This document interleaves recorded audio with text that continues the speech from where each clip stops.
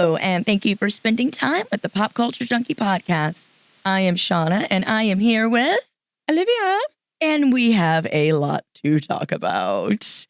A lot of stuff is happening. Stuff is the nice way to put it. A lot of very, very bad stuff. Yeah, not a lot of it's good, but we are here. And speech is still free for, now. And so let's keep Kamala and carry the fuck Kamala. Too soon. Also, that was very Marvel of you in the beginning. You're like, but we are here. Oh, it's All Might from My Hero Academia. And whenever he shows up, he goes, I am here. And everyone's like, oh, thank God. If only. If only All Might was here right now. Yeah. So how's life? Well, as I told my hairstylist yesterday when I got my hair dark as my soul. It looks beautiful. Thank you, that I've been crying on and off all week. And she asked, oh my God, why? What happened? And I said, the horrors. And then you gestured vaguely around you and said, the horrors. Horrors. And she went, yep, totally got it. Got it. And then I made the good critical, I don't know. It was a good movie, but the mistake of watching the Aubrey Plaza movie, My Old Ass, holy shit. See, I don't know if I want to watch it because they don't look alike to me in the promos. To me, 39 is an old. Yeah. But I don't know. Should I watch it? She's 18, like the young version of her is 18. And then she comes and visits her at 39. Okay. Bawled my eyes out. It's so good. It's so sad. It's such like a coming of age, like love story. And like I was watching it with my mom. There's a lot of stuff with like your mom and appreciating your mom. Just gonna weep, that's what I need. Sorry to rub it in. Sorry to rub it in for having a mom. What's that like? Yeah. God damn it. And it was like there's this part where she's like about to leave for Seattle and move and all this stuff. And I just looked at my mom and I was it was so good. I told my friend that I'm never taking another movie rec from her ever again. God. Because I literally cried so hard and I had done fabulous makeup that day. It was like good for you for doing your makeup since last Tuesday because I am not. I feel horrible, but I can look good on the outside. And that's been what I've been trying to tell myself. Yeah. But I had like a dark purple makeup on and I'm just like crying and I'm trying so hard. Smearing down your face. Not to let it smear. No, but celebrity pro tip is if you're crying, actually just tilt your head to where the tears just fall straight down so that you're just weeping with your face. So that's what I was doing. You're such a superstar. Yeah, I know. I have been wishing to not be perceived by men. As we are on multiple literally, cameras. Hey guys. So this is about the most that it's been. This is as good I as put it's on going to get. Today. That was fun. Great. And a Buffy shirt. Thank you. So. Oh, yes. The Buffy shirt. We'll There's get nothing to that Sarah later. Michelle Gellar can't solve. My God. So Tuesday, good news. 139 passed in Arizona, the campaign that we've been talking about nonstop for abortion access. So that passed with flying colors. Go, Shauna, go. Yay. And Olivia came with me to the party and was literally my stage mom all night. And was like, do you two want a picture? You look amazing, sweetie. Yes, I did. I Kris Jenner'd. I was like, you're doing amazing, sweetie. I showed up to her house to get ready after like canvassing and pole working all day. And she's like, okay, you have this drink. And I want to watch you finish that beverage, right? Yeah. And then I didn't have any liquor, so I made her chug a Grand Marnier. Yeah, she's like, here's a shot of Grand Marnier. Fine, I'll do it. Yeah, let's do this. Things were needed. You were working from like 6 a.m. Yeah, pole working is hard. That party at like 10 p.m. Yeah, I worked a long day and I snuck in like one car nap, but that was about it. You deserved it. And as the night went on and it got clearer and clearer that it was not going to go the way that we wanted it to. I mean, okay, 139 passed and then we all went, yay. And then we were like, okay, well, now what? And like, oh God. And we were invited to like an after party and all of us just went, I'm going to go home and cry. I want to be in my jams alone. I went home and was like, I'm going to need a barbiturate. Thank you. Mixing my uppers and my downers. Yeah. Pop Culture Junkie does not condone the use of drugs. I did make Andrew stop on the way home and I got a bottle of red wine. Yeah. It was like, I'm either going to be celebrating or lamenting. And I wept and he held me. And the next day I woke up. How does it feel to be loved? Oh my God. You had your mother to love you. I have that husband to love me. I guess equal. It's fair. Can I borrow your mother and you can borrow my husband? I think that's fine. No. Okay, fair. Sorry, Andrew. Can I still borrow your mom? Yes, okay, thank God. Yes, you can borrow my mom. She would love to help. But, adopt me. Yes. And then the next day I woke up and I was like, I cried enough. I need something like, I need to just comfort and take care of myself all day. So Andrew made a nice like Chemex pot of good coffee. Mm-hmm. It was a nice chilly morning. So I just went out in the patio and was just like, I felt like a shell of a human. Like I had cried as much as I could. And then I went inside and I was like, what do I need that will make me feel better in this of Buffy the Vampire Slayer? So I watched some Buffy. Yeah. And it helped. You know, and I ate a burrito. And it was I had a man who must not be named who left a dog with me who was watching Buffy with me at the time. So I haven't been able to watch Buffy in 2 years because it reminds me of it so much. He left Ziggy with you? No, Penny. Oh, but Penny. we were mid Buffy binge whenever he disappeared without a trace. I don't know if the podcast knows this lore, so I haven't been able to watch Buffy again since then, but I should revisit. Yeah, do not associate Buffy with hard. him. Associate it with me.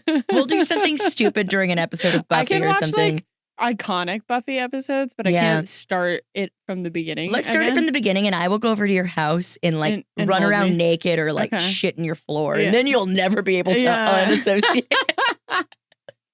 You'll watch it like, this just really reminds me of the time my friend Shauna turned into a feral beast. And I'll stop associating it my with floor, my rental. The man who ghosted me and left a dog with me after that. That was a good dog. Yeah, she was a good dog, and then she died. So sorry. I'm so sorry, listener. This is where we're at. This episode's going to be like, remember when we were both abandoned? Let's talk about our trauma. But Buffy used your to be ex, my dead mom. It's great. It's my dead dog. Your dead dog. I can get my people listen to this podcast. Everything is fine. You know, we're doing fine. Yeah, everything's great. But on that note, segue to topic. Oh, okay. You know, in hard times, we've always found ourselves leaning on the women in our lives. Exactly. And that is what we actually want to discuss today. And just, you know, this podcast is inclusive to all genders, sexualities, ethnicities. Mm-hmm. The girls, gays, and theys are united. We do this for the girls, goths, and gays, baby. Yes. And we wanted to talk a little bit about feminism and what it means to us, what the history is, and really how we have persisted through so many years of hard times, even in times like this.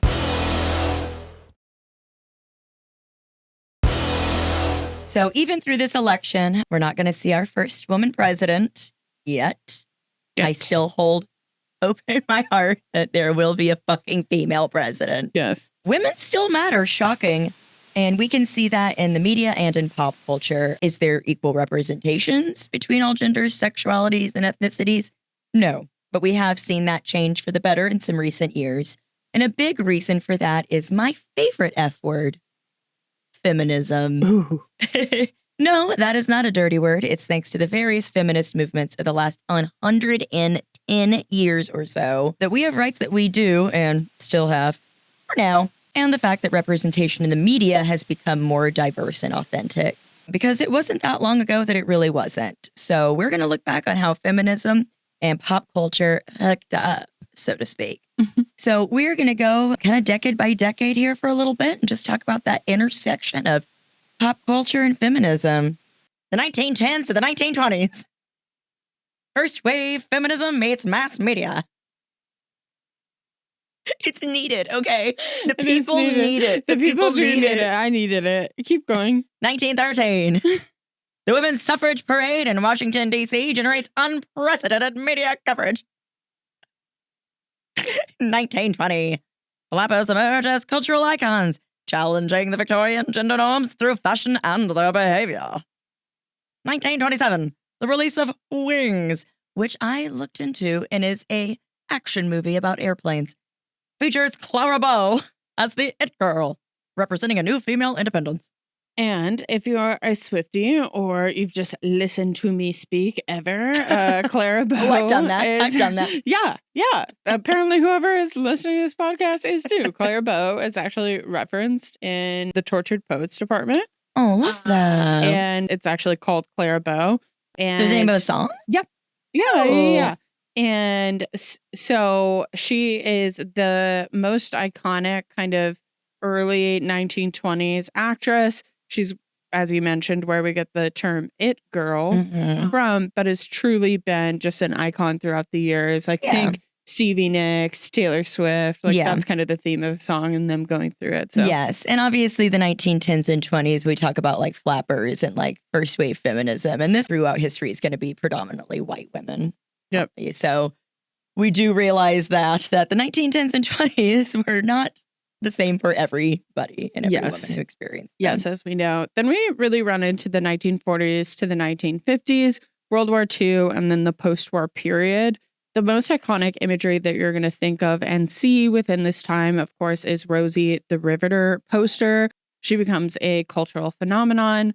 Of course, the only reason that we started letting women work is because all the men were off to war. And they had to. And then when the men came back, they said, oh, those women don't need to work anymore. Go home and go back into the kitchen. A lot of them tried and fought to stay in the workplace. So, of course, they're like, we're actually good at this and enjoy this. Yeah, they couldn't keep their own bank accounts, but we still, that was kind of the beginning of women in the workplace. In 1949, Simone de Beauvoir's The Second Sex influences popular discourse. In 1953, we have the launch of Playboy magazine, Hugh Hefner, and sparks debate about objectification versus liberation. Which is still going on to this day. Which, very fun fact, did you know that he bought Marilyn Monroe's pin-up photos without her consent? No. And that was the first cover. Did she not consent to that being the cover? No. Oh, damn. No, I've seen that very famous. She's on a rug, right? Yeah. Damn. Yeah.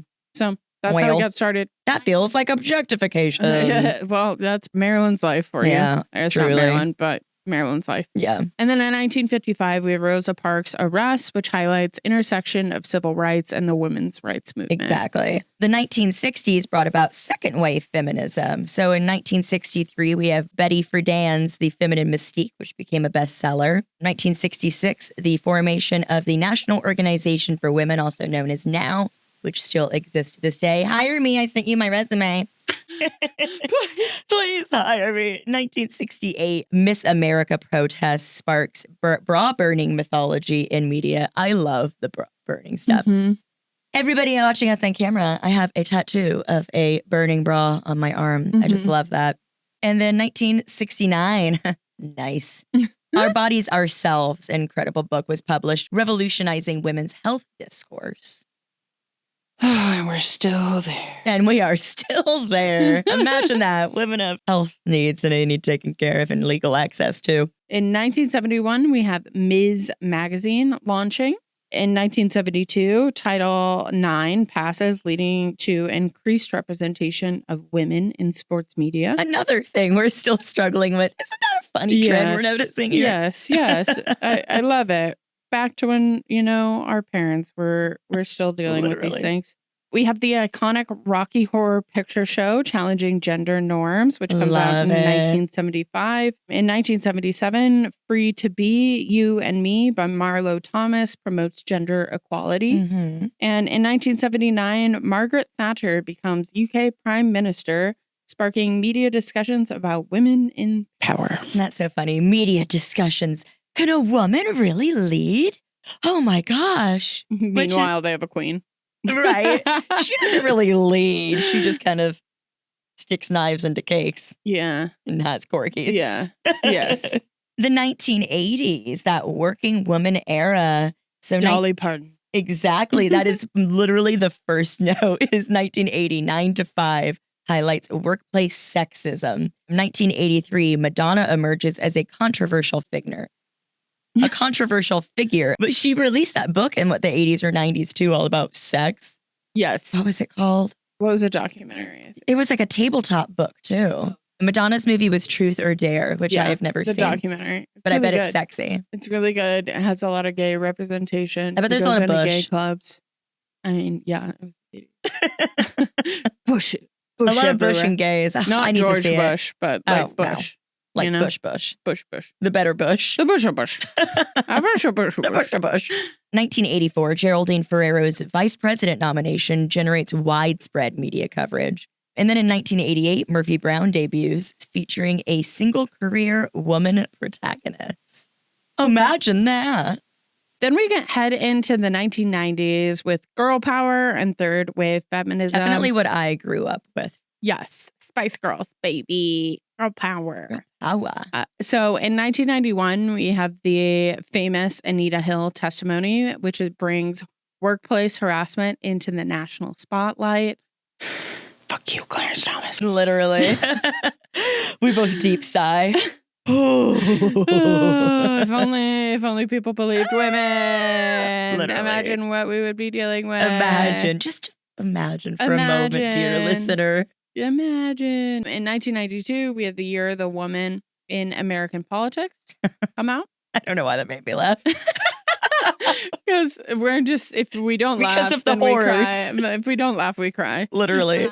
In 1994, we have the Riot Girl movement peaks, combining punk rock and feminist ideology. I love Riot Girl music, dude. I listen to so much. I have a whole playlist that I listen to whenever I'm on my way to political advocacy events. And just get fucking pumped up. I listened to it with you in the car. Yes. And I was very happy. In 1996, the Spice Girls popularized the girl power message.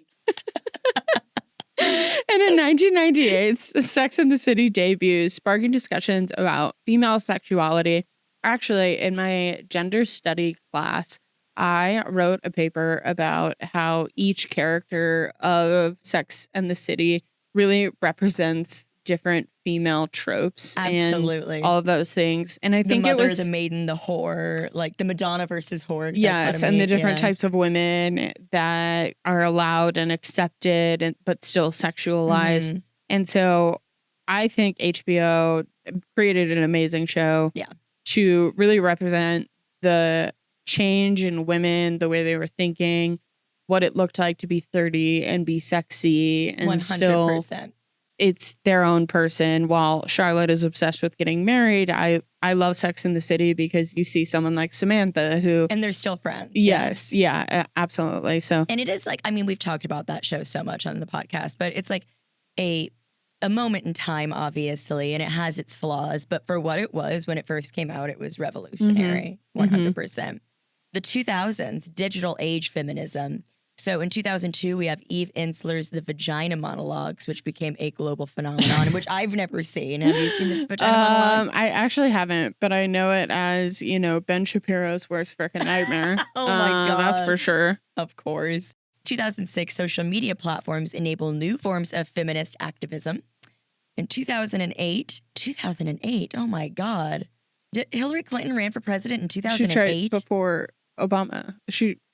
She was trying to get the Democratic Party. I totally forgot. It just feels like so long ago. Yes, oh my God. We hated women forever. Oh my God. Just remember that. Actually, that was the first election I ever voted in, now that I think about it.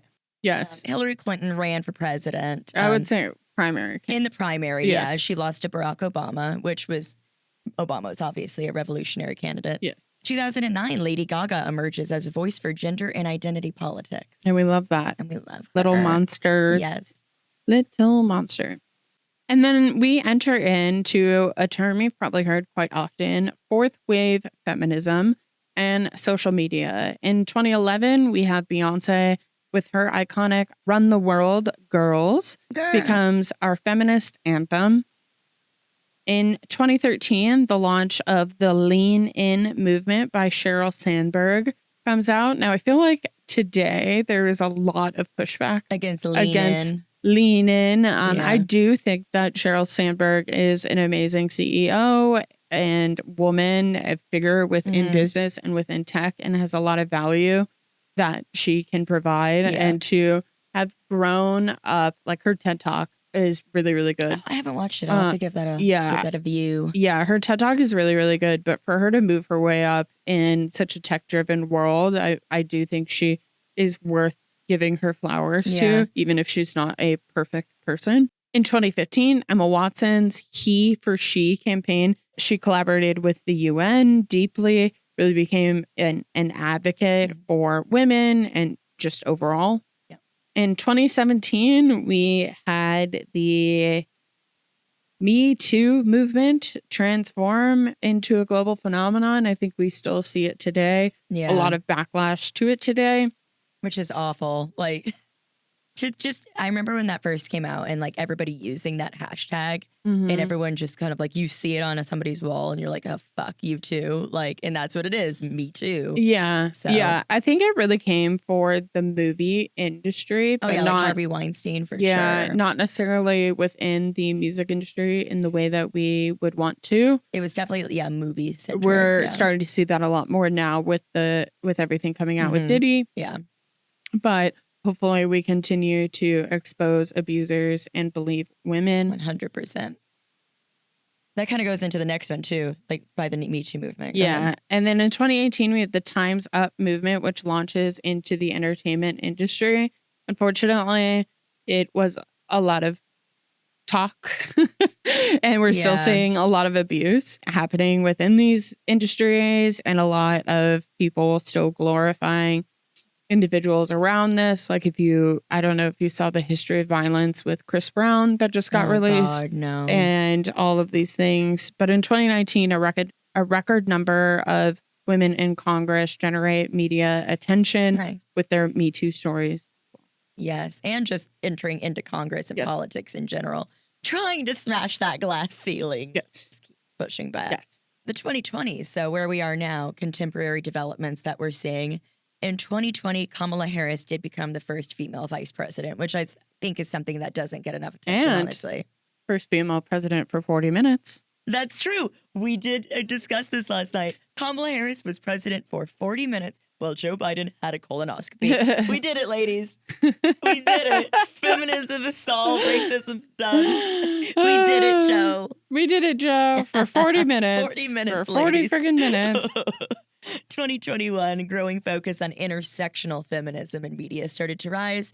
And in 2023, the Barbie movie sparks discussions about feminism and consumerism. And we have an episode on the Barbie movie, and it's actually our most listened to episode that we've ever had. Isn't that funny? I mean, I guess it makes sense because it was just such a global phenomenon. And people were calling it Feminism 101, which honestly, I think is fine. If it's going to be an intro to people, I have to keep telling myself, not other people are as entrenched in like the feminist movement and politics as, I am or other people might be. And that's fine. Yes. If the Barbie movie was like, oh, okay. Yes. Feminism light. That's fine. I think that episode, we really go into the controversy at the time and kind of the left and the right discussions, arguments. So I would definitely recommend checking that out. Someone think of the men.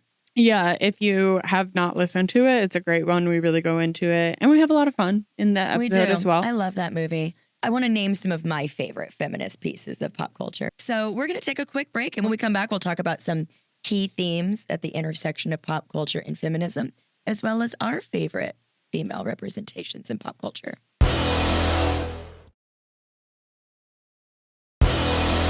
So we both wore t-shirts today that represent some of our favorite feminists in pop culture and just female-led movies and TV shows. I have Buffy the Vampire Slayer, of course. She's my girl.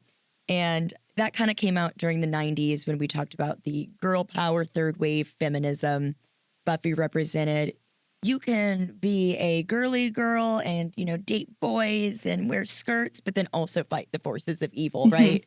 Women are complicated. There can be many sides to us. Yes. Which I think like the themes still carry on to this day. And again, it's a moment in time and the show does have some parts that haven't aged as well as others, but overall, greatest TV show of all time. No. Yes, I agree. And I have The Craft, which is one of the, I would say, earlier representations of goth culture. Yeah, 100%. And just complex, nuanced female characters who aren't only evil, they've experienced abuse that lead them to like this decision making and all these things. Honestly, I love watching The Crown. Right. So I just rewatched it over Halloween and I realized that too. It's like you can say that Nancy's just a villain, but she's also going through abuse at home and obviously struggles with confidence, as like all of the women do, and learn their lessons in the end. Yeah. We talked about Sex in the City and, you know, how it's represented feminism at the time. And just like that, which kind of dropped the ball during its attempts at kind of being a little more intersectional with its feminism. I do think that there is much to be said about the intersection of like queer culture and feminism.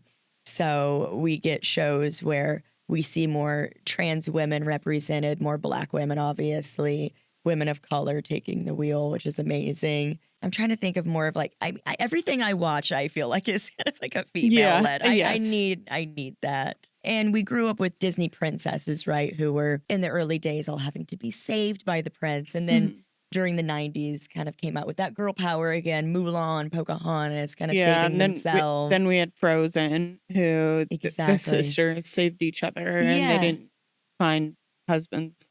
Right, like the main focus of that wasn't the romance. Same with Moana, right? And I see the pushback from the right and from men sometimes that they say, oh gosh, like now that even the female Eminem can't be sexy anymore and all of these movies are about female empowerment. So is that threatening you? Okay, Tucker Carlson, let us know you have an Eminem kink. You can't fuck the Eminem anymore.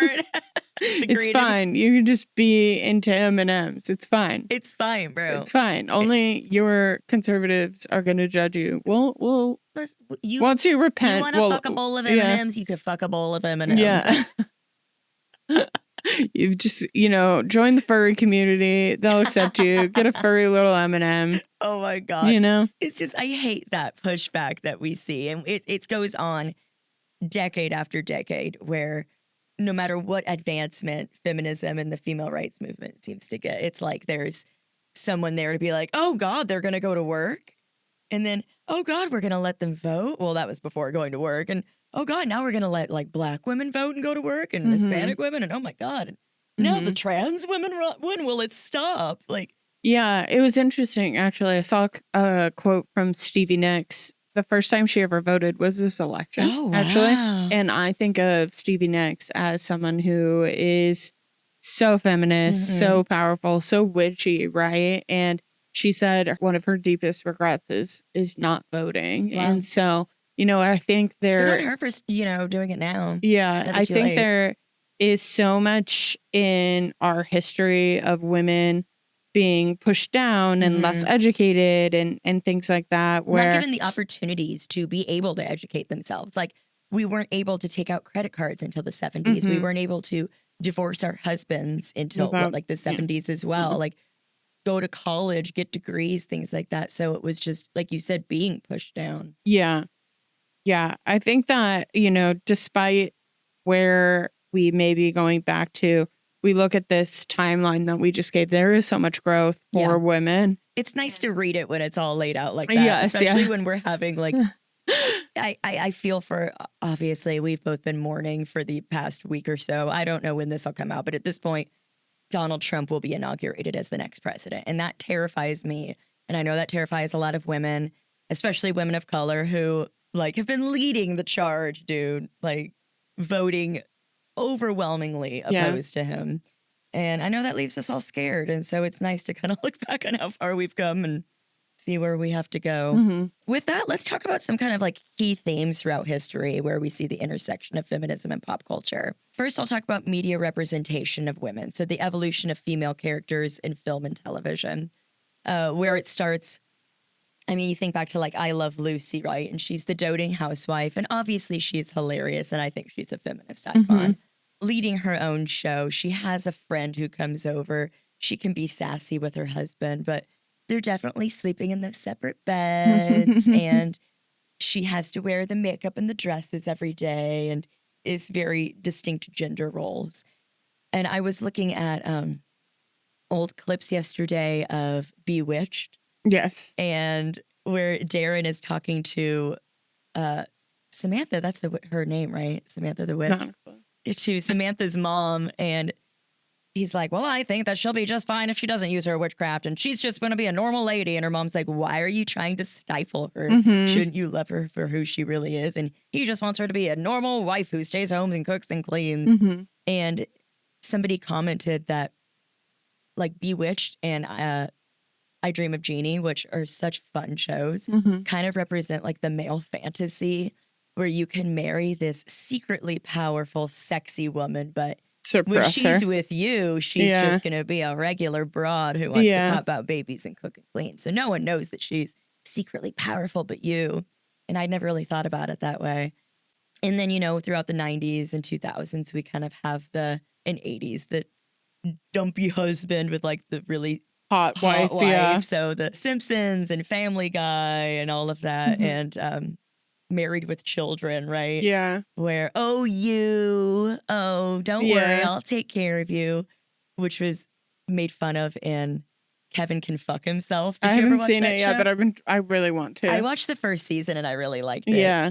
And it goes kind of on that trope where this silly man-child husband gets away with the most absurd things while she's just left to pick up the pieces. Yeah, and then I know we've mentioned this on another episode, but like Desperate Housewives, where we were allowing like complex women with children over a certain age to be portrayed and complicated and you know nuanced and all these things. They have flaws, but they're likable, but they are also dislikable. And like Weeds, she is a single mom who sells weed.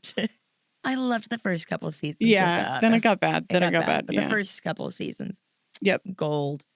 And then we see shows where there's a male main character who everybody roots for, and then everybody just hates the woman for some reason. Yeah. Like, I think Breaking Bad is one of the best television shows of all time, hands down. The hate that Skylar White gets. Yeah, it makes no sense. It makes no sense. If you just, like, take a step back. Well, it back, does, because we're here. Because we're here, we are. But, like, her husband's literally lying to her and cooking meth. Like, if you just think about it, of course she's going to be pissed at him. Yeah. And then she kind of goes along with it for a while. I'm like, what do you want from her? Yeah. Anyway, rants. Yes. Changing portrayals in advertising. So, you know, those commercials back in the day of like, my husband loves it when I use Dove soap. Oh, I got this kind of egg so I can make breakfast for the whole family. And in the 90s, you see a lot of diet commercials where it's like, oh, I lost 10 pounds using Special K cereal. And, now it's to age backwards. Look like a 12-year-old. Exactly. Before it was, I'm not fat anymore. And now it's, oh, look, I'm 12. He wants me. Yeah. And women's voices in journalism and publishing have definitely changed over the years, too. We've definitely seen a lot more. I mean, Barbara Walters, of course. And Diane's work. Diane, and Oprah, honestly. And Katie Couric. Yeah. Things. And Ricki Lake. Yeah. Oh my, Ricki Lake's a delight on Instagram, by the way. I don't follow her. Yeah, she's delightful. I don't follow her. Yeah. So. Yeah, and then we move into the music industry, and, you know, female musicians are the top sellers in every category. I mean, especially when it comes to pop music, like, men not making good music, not an original thought, not an original. Guys. Yeah, come on, it's hot girl brat summer for a reason. Yes, we're on the Eras tour, highest grossing tour, which is why all of you men hate her. You know, right? You have Charlie XCX and Troye Sivan, a gay man and a lovely British woman just crushing it. And you know, men, step it up. Write something original. Write something good. You want to dance. Yeah. I don't even care if you want to dance. We used to be scene kids. Like, just make something good. Make something good. Make something Bring good. Bring back the emo music. I do love that there is an absolute takedown of Zach Bryan happening right now. Is he a country singer? He is a country singer. And he tweeted this singer. thing, and it was like Kanye over Taylor Swift, Eagles over Chiefs, like, and it's one other Kanye thing or whatever. Taylor Swift. So a guy who literally promotes like anti-Semitism over a female. But he also it's been exposed that he just abused his girlfriend like terribly over the last year. Shocked. The Swifties found that he has stolen a lot of like the beats from Taylor Swift songs. And you know that woman's litigious. And I'm like, oh, honey, your most popular songs. And they're all of his most popular songs. What? So Paychecks. Pay me up. Who is that other? Morgan Wallen. Thank you. You knew exactly where I was going. Yep. Who threw like a chair through a window. Also a piece. Dude, he's a piece of shit. Yeah, I mean, I do want to talk about fashion and body image a little bit and just kind of the changing beauty standards. I know we've talked about that a lot. It's impossible to keep up with what society and the media and pop culture tells us our bodies are supposed to look like, right? And so I think that's important nuanced take. And we've seen a lot more women, especially in like the Instagram and TikTok age. Social media can be toxic as hell, right? Yep. But at the same time, I find joy in watching the women who are like, I really don't care if you think this is what I look good in or if this is flattering to you. This is what I want to wear. This is what makes me happy. I will shave my hair and dye my hair. And there's a lot bigger the discussion of like dressing for the female gaze and versus the male gaze. Yeah. Unfortunately, there's still a lot of women who can't erase that from their minds. Yeah, which is difficult to deal with. And I think a lot of like internalized misogyny. Like we're taught from a young age that we're supposed to look pretty for the boys and dress a certain way so you'll find a husband. He's mean to you because he likes you. Yeah, which is bullshit. And then that kind of goes into this next one, which is the digital influence. So social media activism, online feminist communities. It helped grow my feminist like activism a ton, finding parades and marches and protests on Facebook events and getting really involved in Instagram communities and following influencers like this great influencer named Deja Fox, who stood up to Jeff Flake years ago. And now she is a feminist influencer. And she's from Arizona. Just incredible. So as toxic as it can be, I think it can be, really empowering too, especially for women. Yeah, absolutely. Well, before we wrap up, what is one feminist piece of media that you want to recommend someone to watch? So those are going to be our pops this week. We're going to, through all of the darkness, I think that it's, that's why we wanted to do this episode, why it's so important to see how far we've come, to talk about how far we need to go. We still need to increase our activism when it comes to women of color. We still need to break that glass ceiling of having a woman in charge. And there's a lot to be said about trans women and, Native women and the violence that they all face. So there's a long way to go, but I hope that this kind of makes people feel a little more hopeful that we've come so far. So the pop culture we're going to recommend today is going to kind of add to that. So I am going to pop a movie called The Janes. It's a documentary that came out in 2022.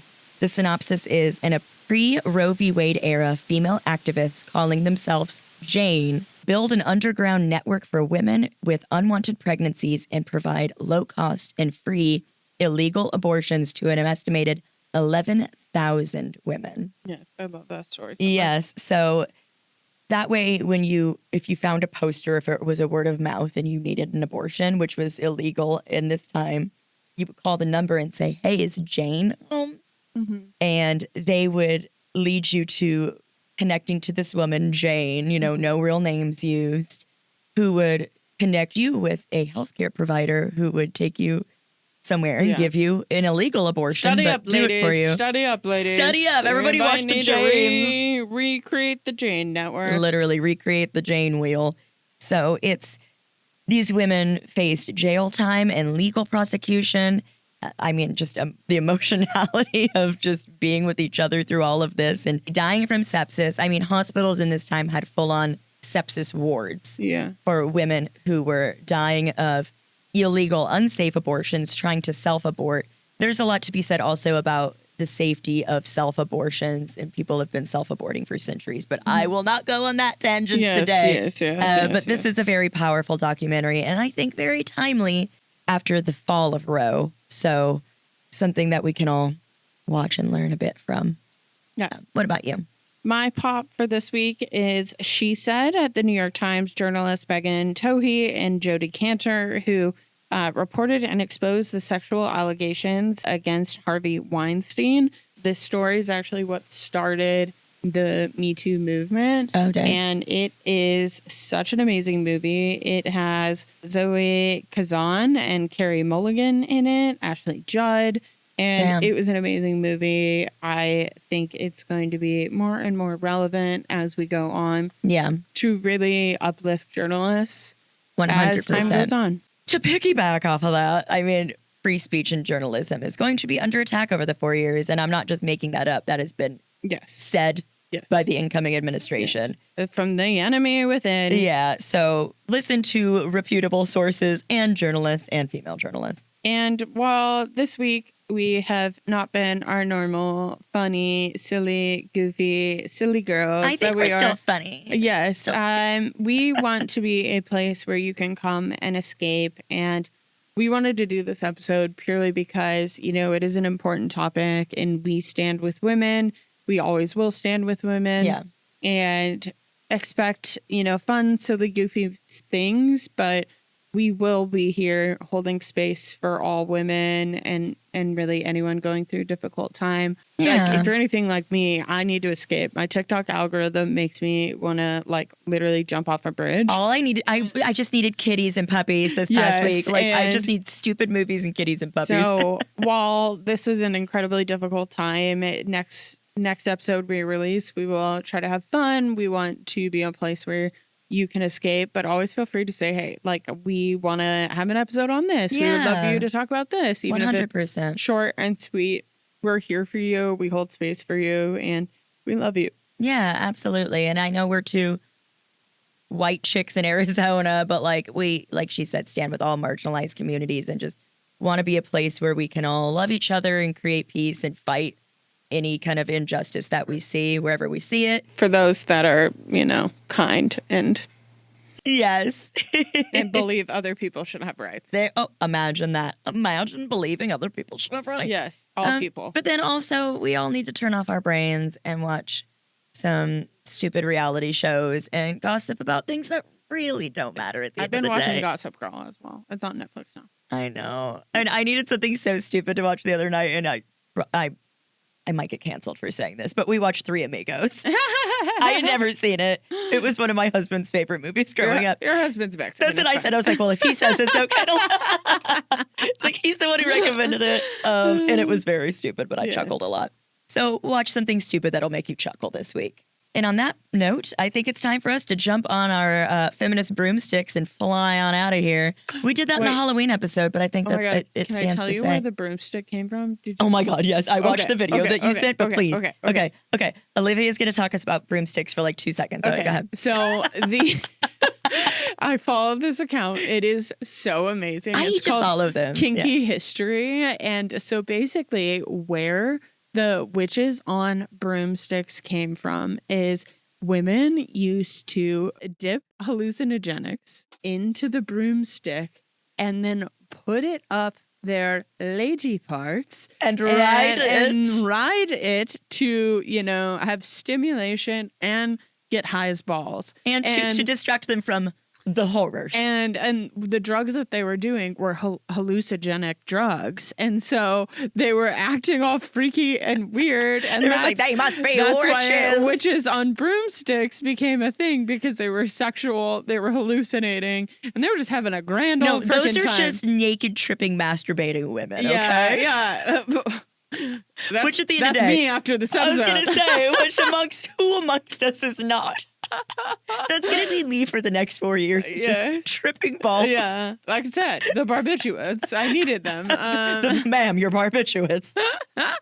I love that. I love it. Sorry, the second I heard broomsticks, it was a necessary interjection. So we'll leave you with that one. No regrets in that interjection. No regrets. Ladies, get your broomsticks. Get your hallucinogenics. Yeah. Get your Stick them right up there. Get your, maybe not the broomsticks. Maybe splinters. Just splinters. Ladies, think of the splinters. Yeah. Castle CastleMegastore.com. Yeah, there you go. We need to get sponsored by a vibrator company. Oh, yeah. Anyway, Olivia, on that note, tell everybody where they can find you on social media. You can find me, Olivia, on Instagram at Livy Maries, LIVIMARIEZ. Or you can find me on TikTok at Live Yo Life 420. You can find me, Shauna Trinidad, on Instagram at Shauna Trinidad, SHAUNATRINIDAD. Yeah. Yeah. Yeah. Don't forget you can find the Pop Culture Junkie podcast, social media links, and more on our website, popculturejunkie.com. From there, you can find our podcast on all platforms where you can follow, subscribe, rate, and review. Why don't you do it all? Join our family on Patreon. For a measly $1 a month, we'll give you a special shout out on an episode of the show like this. Olivia. Can't stop. I'm sorry. It's going to happen from now on. For only $5 a month, you'll get access to our sweary, opinionated, and even a little bit sexually charged video version of the podcast up a week early. I was going to say, isn't that just us for every episode? Warned. Yeah, be warned. It's fun, but be warned. And these women need to calm down. Yeah. Swearing like sailors out here. And of course, every subscription helps us bring you more insight into the best of pop culture. Find us at patreon.com/popculturejunkiepodcast. Sign up and get that sneak peek, or we can say your name, say your name at least once. Olivia. I hated that. I know you did. That's why I did it. That's why I did it. I hated doing it more. Saying it about yourself? Moaning my own name. Is that what you do when you ride the broomstick? Yeah. Shauna! Moaning my own name seems really weird. I'm going to need to fucking Olivia. No, ladies, start moaning your own names. No, I'm going to need that power back. I was just going to say I should fuck another Olivia. You should date a woman named Olivia. When you move to San Francisco, you're going to find another. Maybe. You're going to find a lesbian named Olivia. I'm going to enter into a triad. Yeah. No, everyone named Olivia. And we're all named Olivia. Oh my God. Come back next time for another hit of pop culture.